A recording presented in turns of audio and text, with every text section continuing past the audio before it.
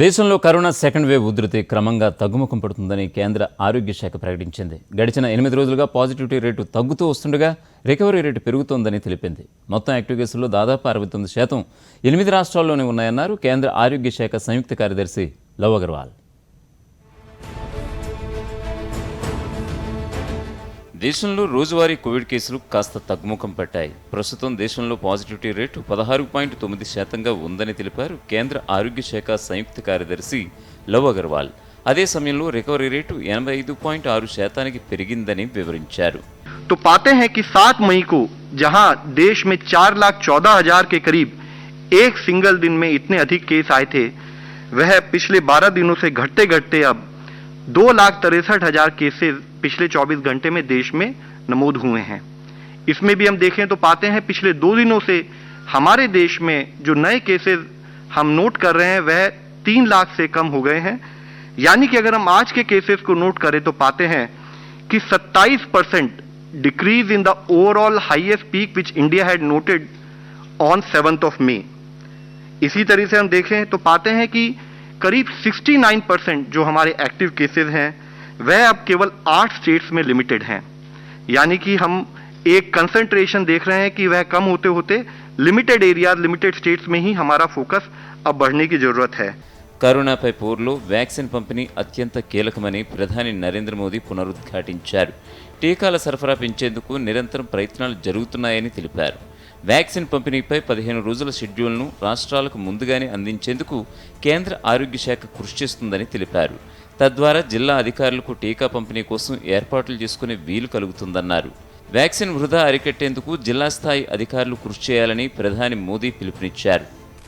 Corona के टीके की सप्लाई को बहुत बड़े स्तर पर बढ़ाने के निरंतर प्रयास किए जा रहे हैं.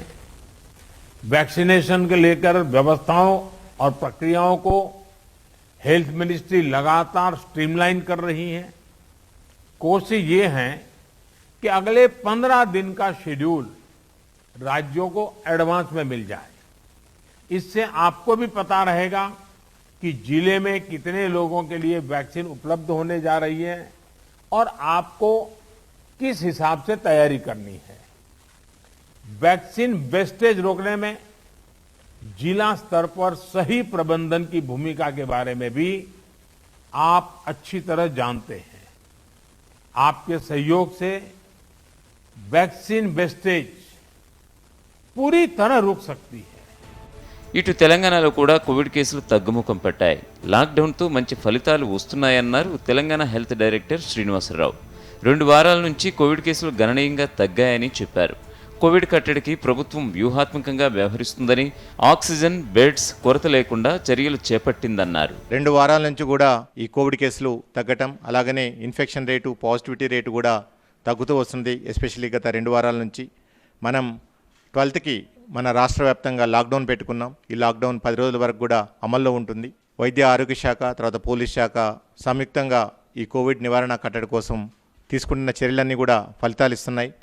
కోవిడ్ వ్యాక్సినేషన్ విధానంపై కేంద్రానికి మరోసారి కీలక సిఫార్సులు చేసింది National Technical Advisory Group on Immunisation NTAGI. Corona సోకిన వారు వైరస్ నుంచి కోలుకున్న 9 నెలల తర్వాత టీకా తీసుకుంటే మెరుగైన ఫలితాలు ఉంటాయని సూచించింది. గతంలో 6 నెలల వ్యవధి ఉండాలన్న నిపుణుల ప్యానెల్ ఇప్పుడు దాన్ని 9 నెలలకు పెంచింది. ఈ మేరకు తాజా ప్రతిపాదనలను కేంద్రానికి పంపింది. దీనిపై కేంద్ర ఆరోగ్య శాఖ నిర్ణయం తీసుకోనుంది. కేంద్ర ఆరోగ్య శాఖ ప్రస్తుత ప్రోటోకాల్ ప్రకారం కరోనా బారిన పడ్డవారు కోలుకున్నాక 4 నుంచి 8 వారాల తర్వాత కోవిడ్ టీకా తీసుకోవచ్చు. అయితే ఈ వ్యవధి పెరిగితే శరీరంలో యాంటీబాడీలు మరింత ఎక్కువగా వృద్ధి చెందుతాయని NTAGI చెబుతోంది. తొలి డోసు తీసుకున్నాక కరోనా బారిన పడితే కోలుకున్నాక 4 నుంచి 8 వారాలు వేచి ఉండి తద్వారా 2వ డోసు వేయించుకోవచ్చునని ఇటీవలే సిఫార్సు చేసింది.